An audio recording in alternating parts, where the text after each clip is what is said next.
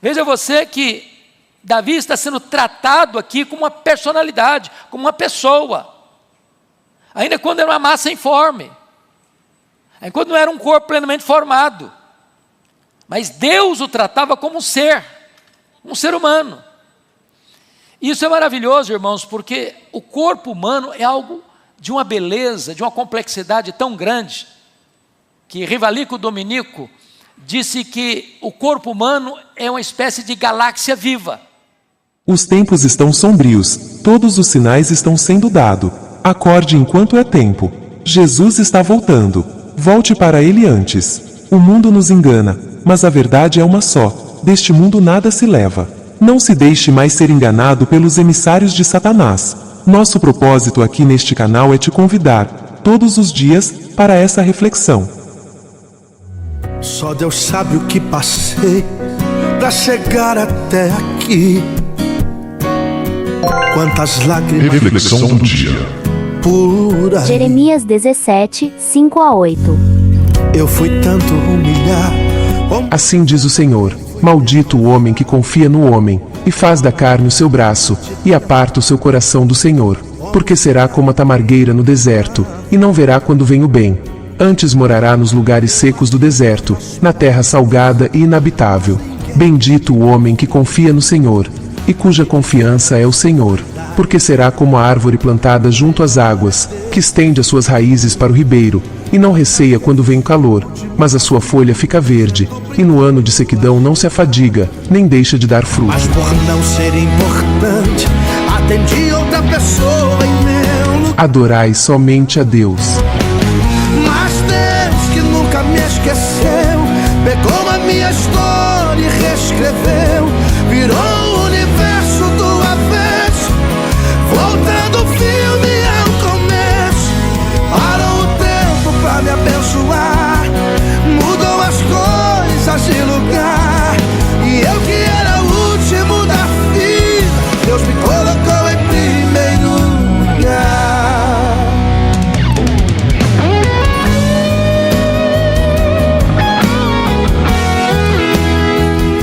Quero compartilhar com vocês hoje o Salmo 139. Peço que você abra sua Bíblia comigo nesse texto.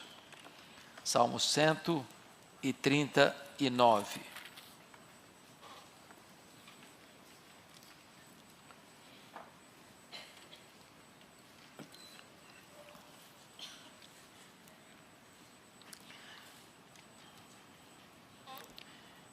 Este é um salmo de Davi, e Davi expressa assim: Senhor, tu me sondas e me conheces, sabes quando me assento e quando me levanto.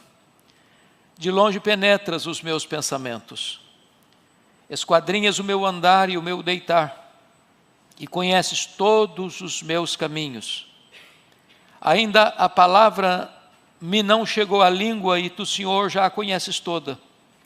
Tu me cercas por trás e por diante, e sobre mim pões a mão.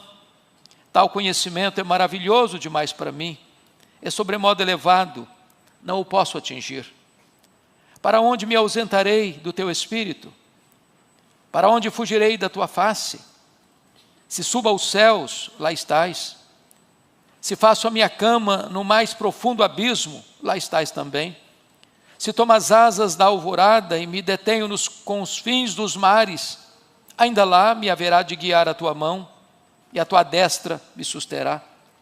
Se eu digo, as trevas com efeito me encobrirão, a luz ao redor de mim se fará noite. Até as próprias trevas não serão escuras, as trevas e a luz são a mesma coisa. Pois tu formaste o meu interior, tu me teceste no seio de minha mãe. Graças te dou, visto que por modo assombrosamente maravilhoso me formaste. As tuas obras são admiráveis, e a minha alma o sabe muito bem.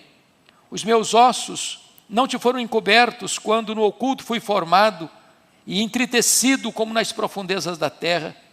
Os teus olhos me viram a substância ainda informe, e no teu livro foram escritos todos os meus dias, cada um deles escrito e determinado quando nenhum deles havia ainda.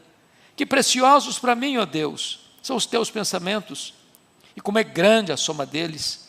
Se os contasse, excedem os grãos de areia. Contaria, sem jamais chegar ao fim. Tomar, ó Deus, desses cabo do perverso. Apartai-vos, pois, de mim, homens de sangue. Eles se rebelam insidiosamente contra ti, e como teus inimigos falam malícia. Não aborreço eu, Senhor, os que te aborrecem? E não abomino os que contra ti se levantam? Aborreço-os com ódio consumado. Para mim são inimigos de fato. Sonda-me, ó Deus, e conhece o meu coração. Prova-me e conhece os meus pensamentos. Vê se há em mim algum caminho mau e guia-me pelo caminho eterno. Amém.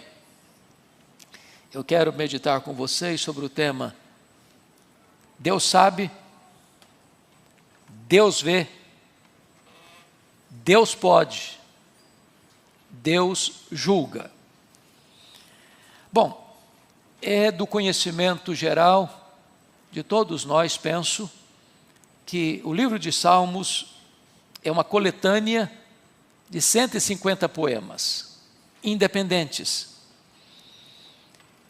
Esses poemas têm características diferentes. Você tem salmos de louvor, você tem salmos de gratidão, você tem salmos de penitência, você tem salmos impregatórios, você tem salmos de lamento. Alguém já disse com muita propriedade que os salmos falam a nós e os salmos falam por nós. Esta coletânea de 150 poemas foi composta num período longo. Demorou-se cerca de 1000 anos para se escrever o livro de Salmos. Porque você tem salmos de Moisés, como o Salmo 90, que foi escrito 1500 anos antes de Cristo. E você tem salmo pós-cativeiro babilônico, como o Salmo 126, escrito no 5º século. Alguém, após então esse período, vai reunir esses salmos, esses poemas, e categorizá-los em 5 livros distintos. Salmo 1 a 41, o primeiro livro. Salmo 42 ao 72, o segundo livro. Salmo 73 ao 89, o terceiro livro. Salmo 90 ao 106, o quarto livro. E o Salmo 107 ao 150, o quinto livro.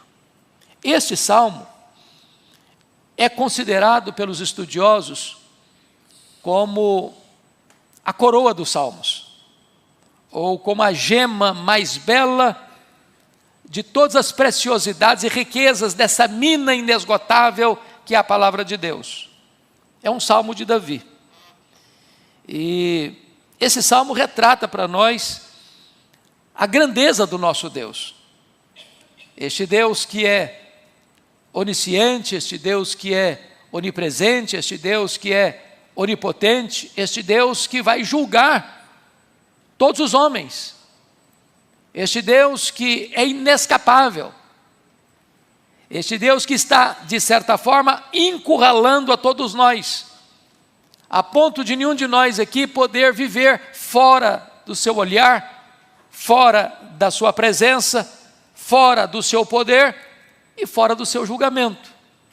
Então eu gostaria de olhar com vocês essa peça belíssima, escrita por Davi, inspirado pelo Espírito Santo de Deus.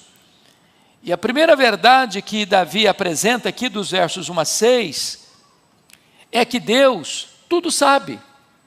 Ele retrata para nós aqui a onisciência de Deus.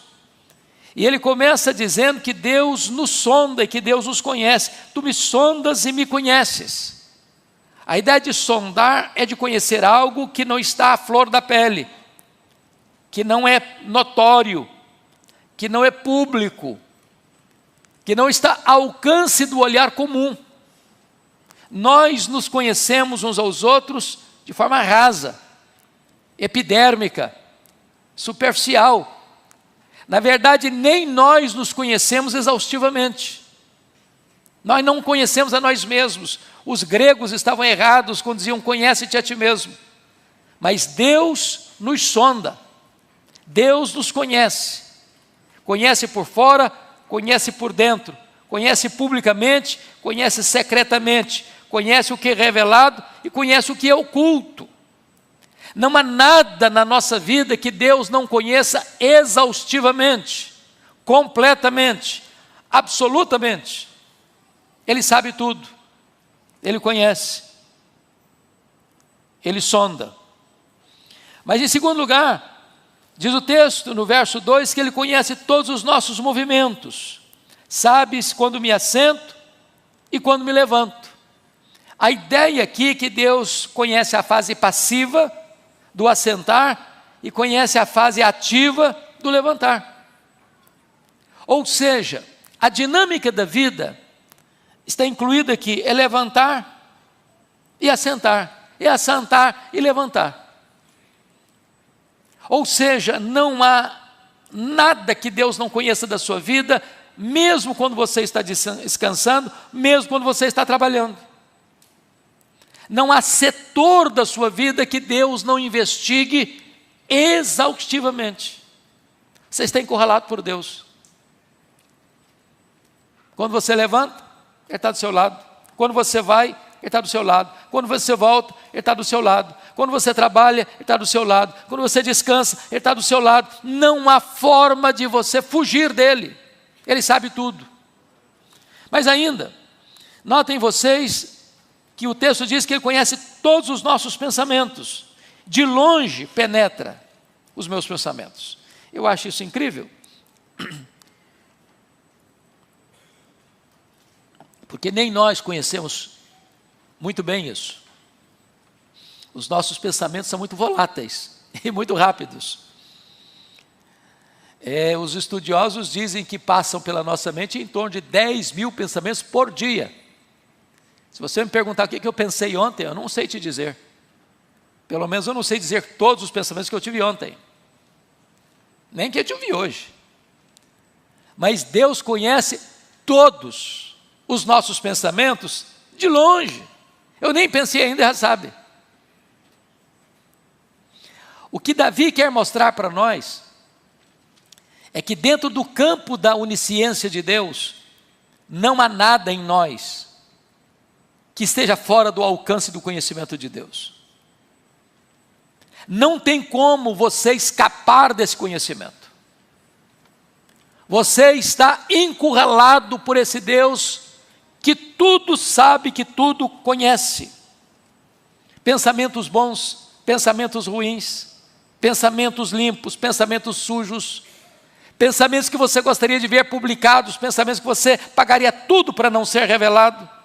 Deus conhece. O que mais me espanta nesse conhecimento de Deus é que Ele, apesar de me conhecer tão exaustivamente assim, Ele ainda me ama.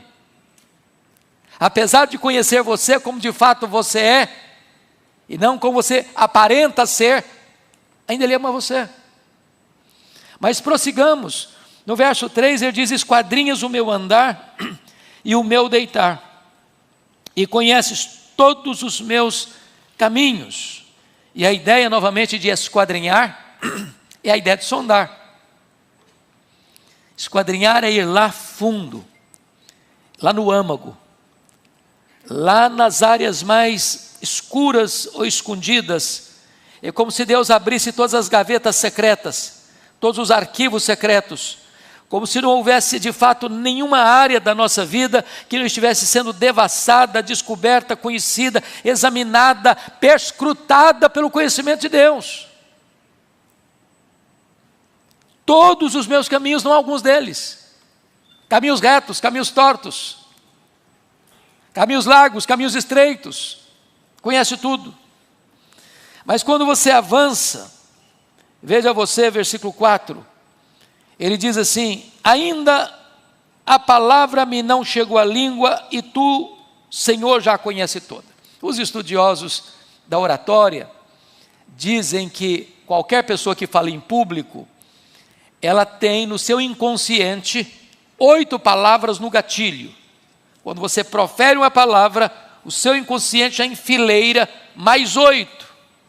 que vão ser faladas, que não foram proferidas, que vão ser apresentadas. Porque se não for assim, você não teria fluxo de ideias. Suas ideias ficariam obscuras, você tropeçaria, você gaguejaria.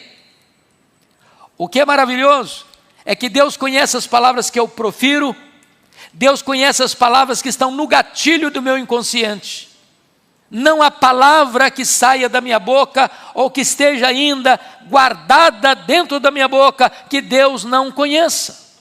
Mas mais, a Bíblia chega a dizer também que nós vamos dar conta no dia do juízo por todas as palavras frívolas que proferimos. Eu acho isso impressionante, porque qualquer de nós, se for interrogado nesta noite, você se lembra o que você falou em dezembro do ano passado? Lembramos de algumas coisas, mas de todas não, óbvio. Nosso arquivo, nosso HD não é tão grande assim. Mas no arquivo de Deus, nos anais do tribunal de Deus, não há sequer uma palavra que você vai proferir que não esteja apenas guardada, mas registrada para o julgamento no último dia.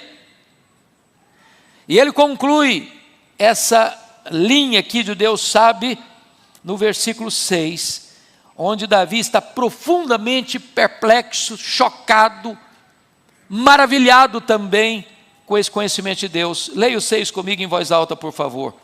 Tal conhecimento é maravilhoso demais para mim, é sobremodo elevado, não o posso atingir. É verdade, o que Deus sabe eu não consigo saber, porque Deus, por ser um ser soberano e ter atributos que só Ele tem, como da onisciência, da onipresença, da onipotência, tão claramente delineados nesse salmo, vão para muito além da minha capacidade de entender. Se eu pudesse entender Deus, ele seria limitado, porque eu sou um ser limitado. Um ser limitado não pode compreender o ilimitado.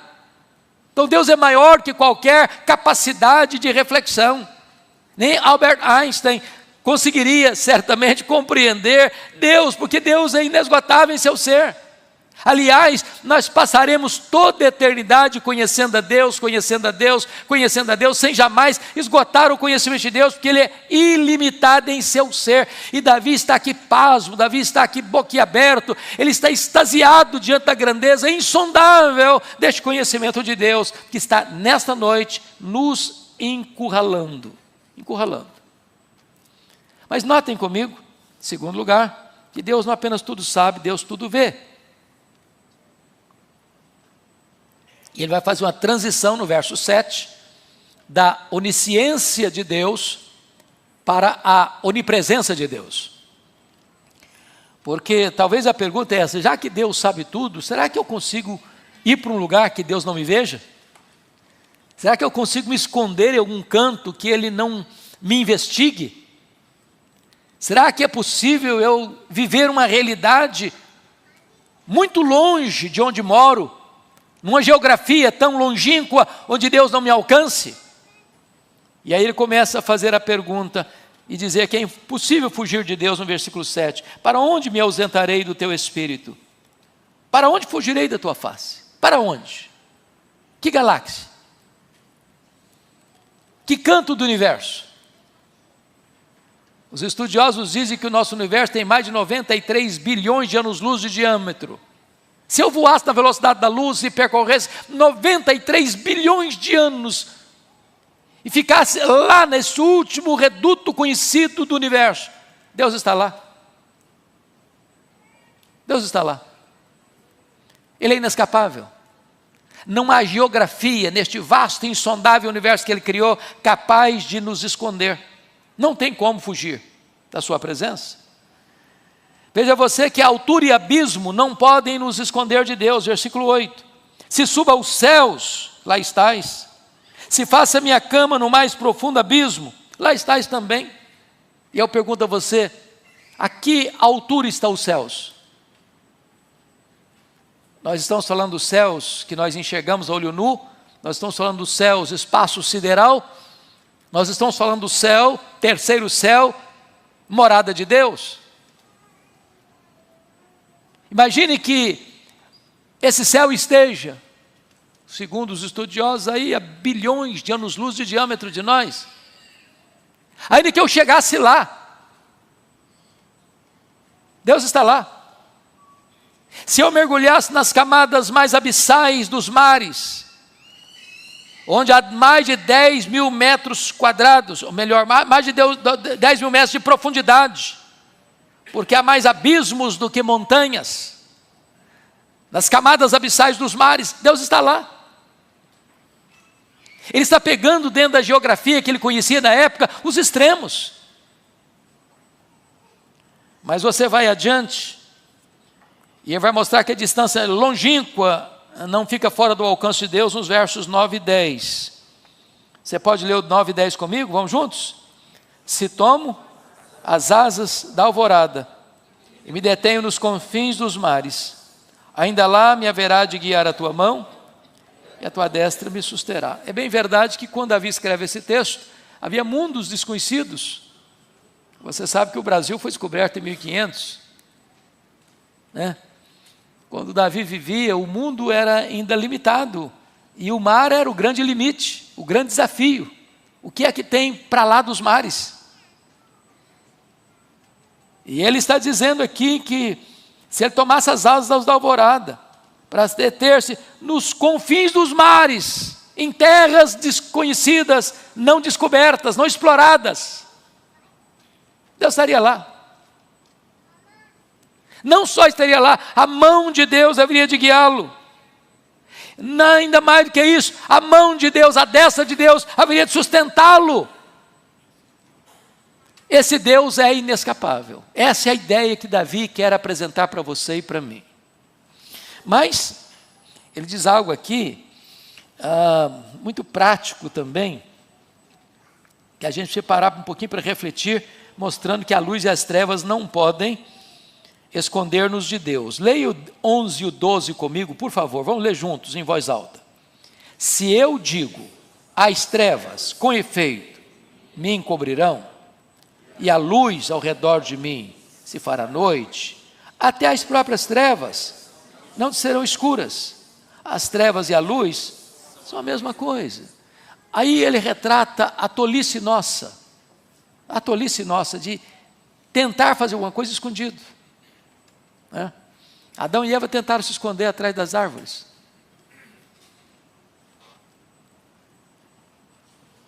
O Caim matou o seu irmão Abel e achou que tinha cometido um crime perfeito, que ninguém ia descobrir. O Acã roubou objetos que não deveria pôr a mão, escondeu na sua tenda e achou que estava tudo resolvido.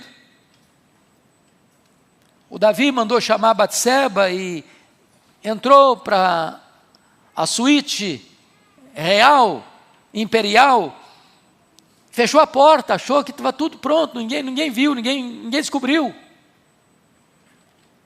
E a tolice de pensar que ao fechar a porta você se escondeu, ou apagar a luz você se escondeu, ao cometer um erro, um deslize, um pecado, um crime, e esconder dos olhos e das testemunhas humanas, está resolvido? Não. Alguma coisa que é feita em secreta na terra, é um escândalo público no céu.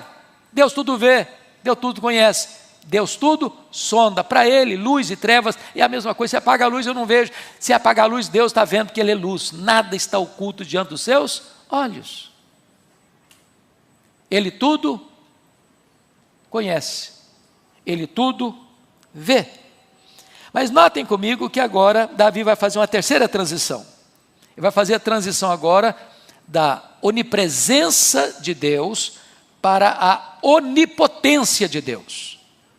A partir do versículo de número 13. E ele vai mostrar que esse Deus que é onisciente, que sabe tudo, esse Deus que é onipresente, está em todo lugar, é o Deus que tudo pode, porque Ele é onipotente. E como é que ele destaca a onipotência de Deus? Veja com você, primeiramente, que ele diz que Deus nos formou, versículo 13, pois tu formaste o meu interior, tu me teceste no seio da minha mãe. E eu queria só parar para pensar um pouquinho aqui, porque essa é uma matéria hoje em discussão no mundo atual. Inclusive, quando se discute hoje nas casas legislativas e às vezes até nas cortes egrégias do nosso país, essa questão de permitir o aborto e até quando permite, até a terceira semana, até quando começa, é uma discussão que está aí em pauta, dos juristas, dos legisladores, dos médicos. E para Davi, a vida começa verdadeiramente na concepção. Muitos estão dizendo que um zigoto, um embrião, um feto é uma massa humana. Não, à luz da palavra de Deus, é uma pessoa humana.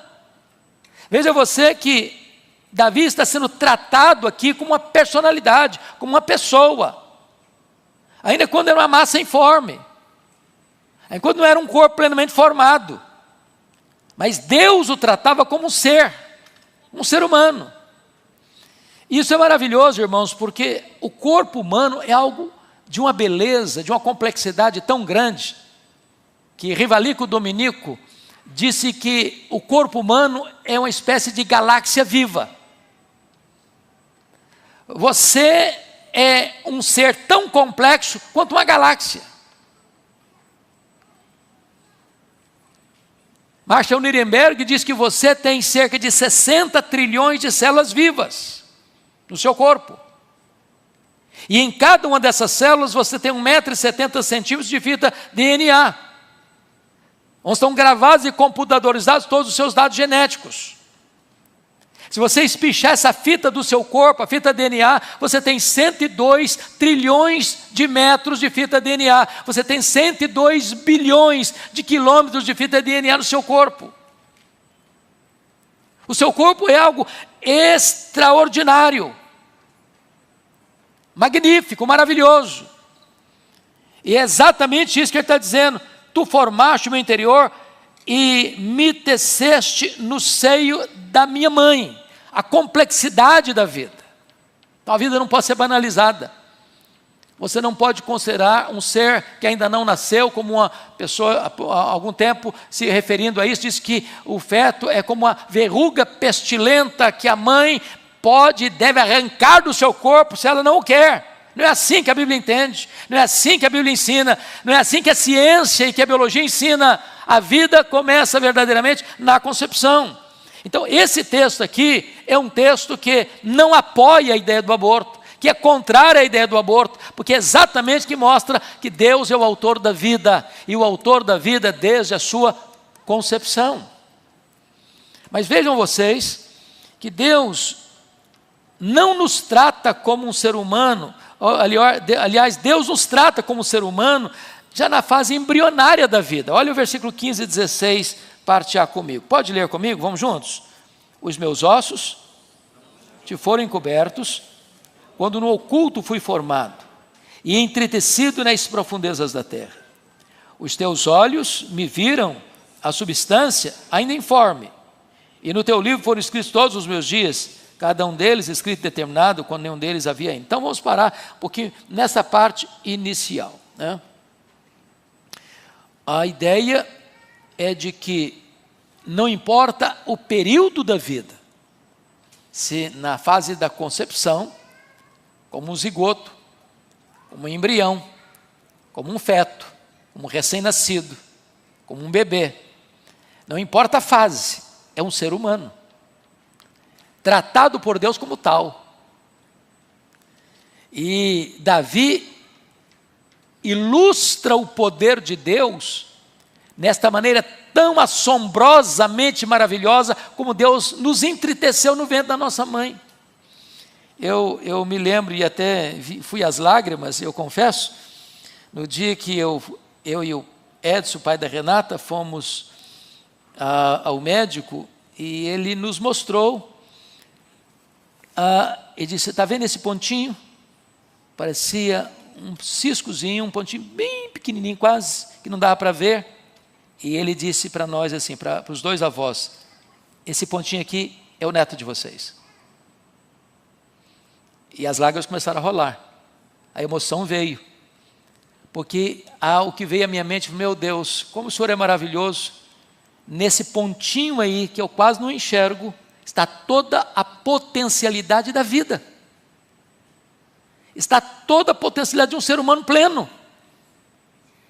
E desse pontinho aí Deus vai desenvolvendo e desenvolvendo e desenvolvendo, e em 9 meses nasce um bebê, belíssimo, com todos os seus órgãos feitos.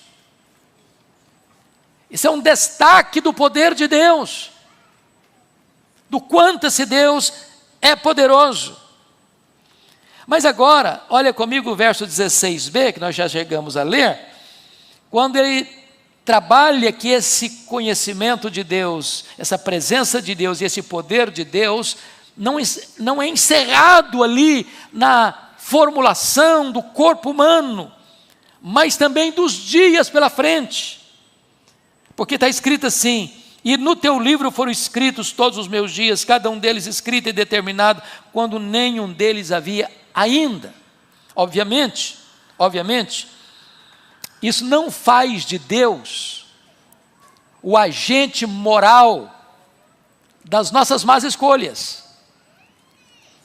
Ninguém tem, à luz desse versículo, direito, não, eu fiz bobagem, eu estraguei minha vida, eu arruinei minha vida, eu joguei minha vida fora, joguei minha vida no lata do lixo, porque os meus dias já estavam escritos e determinados, eu não conseguia sair disso. Pronto. Deus é o responsável por isso. A mesma Bíblia que ensina para nós a presciência divina, também ensina para nós a responsabilidade humana, e o fato de Deus saber não significa que o homem não é responsável pelas suas escolhas, pelas suas decisões. E é por isso que a Bíblia está cheia de exortações e orientações para nós levarmos Deus a sério, para nós honrarmos a Deus, para nós obedecermos a Deus, para nós olharmos a vida dentro da perspectiva de Deus e experimentarmos o melhor desta terra para nós. Mas o fato é, Deus está no controle de todo o universo. Deus está no controle da sua vida, desde aquele pontinhozinho que você quase não enxerga. Ali está a vida. Ali se desenrola a vida a partir dali. Todos os seus dias estão debaixo do conhecimento deste Deus Todo-Poderoso. Então, qual a conclusão de Davi, mais uma vez? É ficar extasiado. Olha comigo, por favor, a partir do versículo 17 e 18. Vamos ler o 17 e 18? Vamos lá? Que preciosos para mim, ó Deus, são os teus pensamentos. Como é grande a soma deles. Se os contasse, excedem os grãos de areia. Contaria, sem jamais chegar ao fim. Veja você que ele está fazendo a mesma conclusão do verso 6. No verso 6, depois de contar para nós sobre a onisciência de Deus, ele desabotou a sua alma para exaltar a Deus nesses termos: tal conhecimento é maravilhoso demais para mim, é sobremodo elevado, não o posso atingir. É o mesmo sentimento agora, diante da onipotência de Deus, versículo 17 e 18, que preciosos para mim, ó Deus, são os teus pensamentos, como é grande a soma deles. Quem pode contar os pensamentos de Deus? Davi tentou fazê-lo, contaria, sem jamais chegar ao fim.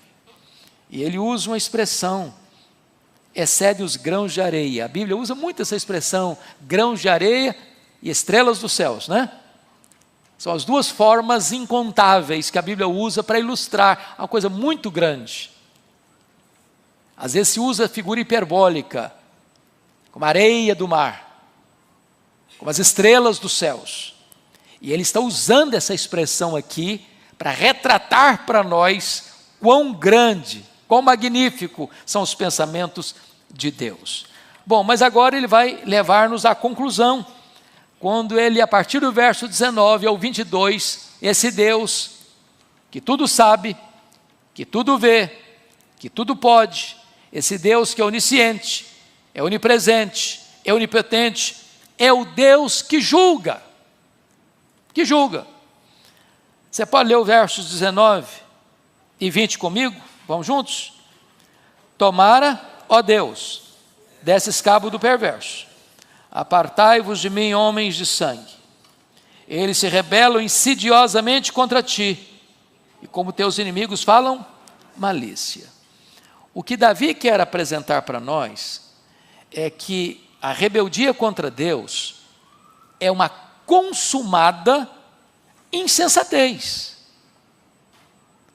Porque se Deus é o que ele está dizendo que ele é, e Deus é mesmo, então afrontar esse Deus, insurgir-se contra esse Deus, rebelar-se contra esse Deus, ir na contramão da vontade desse Deus é tolice. Numa linguagem bem brasileira, é dar murro em ponta de faca, é bater a cabeça na parede, é querer encarar alguém que não dá para vencer, é tolice. É por isso, meus irmãos, que o ateísmo não é um problema intelectual, o ateísmo é um problema moral. Quando o apóstolo Paulo vai tratar dessa matéria em Romanos 1,18, ele diz que a ira de Deus se revela contra toda a impiedade dos homens que detêm a verdade pela injustiça. Ou seja, o que se conhece, o que se pode conhecer de Deus está aí. As digitais de Deus estão por todo lado. Agora, o homem não quer render-se a esse Deus que requer do homem arrependimento, mudança, transformação. O que esse homem faz? Ele pega essa verdade e tenta matá-la por afogamento.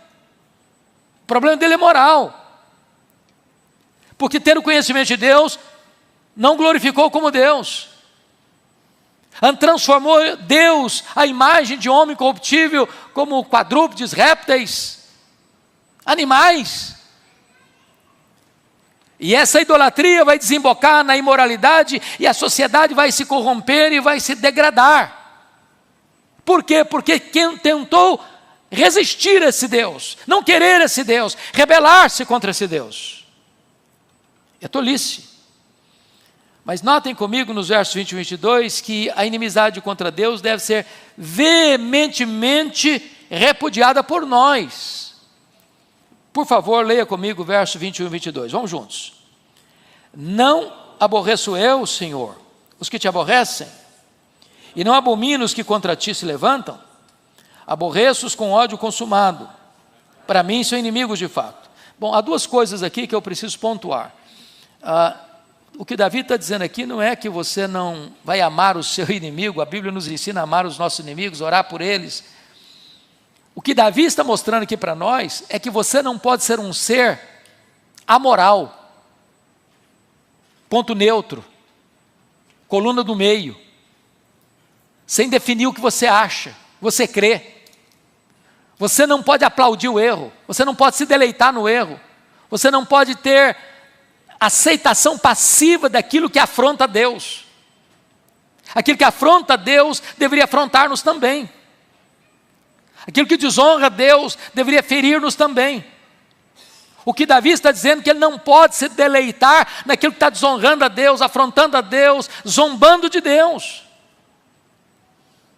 E numa sociedade, irmãos, pluralista, numa sociedade da ditadura do relativismo, numa sociedade que não tolera princípios de valores absolutos, numa sociedade que escarnece da virtude e aplaude o vício, a igreja precisa ter esse sentimento da santidade de Deus e resistir o que é mal, e não aplaudir o que é mal, e não concordar com o que é mal, e não dar aceitação passiva ao que é mal, não se conformar com este século. É isso que Davi está claramente pontuando aqui. Bom, mas vamos então à conclusão do texto. Porque, se vocês notaram, a ideia que Davi quer passar é que nós estamos encurralados por Deus. Deus sabe tudo, Deus está em todo lugar, Deus tudo pode, e Deus a todos julga.